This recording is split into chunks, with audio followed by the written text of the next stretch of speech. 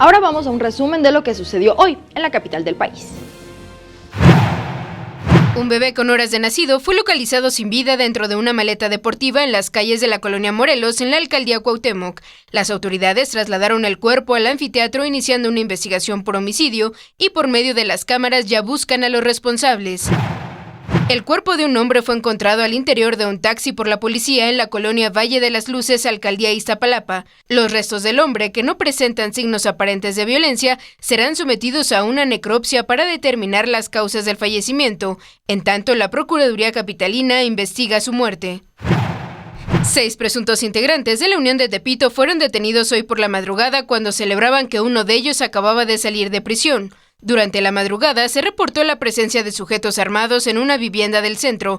Al llegar, la policía decomisó armas y polvo blanco con la característica de la cocaína. Alrededor de 400 migrantes centroamericanos llegaron hoy a la Ciudad de México para instalarse temporalmente en el Estadio Jesús Martínez Palillo en la Magdalena Mixhuca, antes de continuar con su viaje hacia Estados Unidos. La caravana, mayoritariamente de hondureños, es acompañada por elementos del Instituto Nacional de Migración, quienes les brindan asesoría. Esta mañana desalojaron un edificio en la calle Madero, en el centro histórico en la alcaldía Cuauhtémoc, donde había departamentos habitados, así como 2 ópticas y un bar. Los trabajadores de los negocios comentaron que no recibieron ningún aviso previo de desalojo y que sufrieron robos durante el desalojo. 21 Noticias.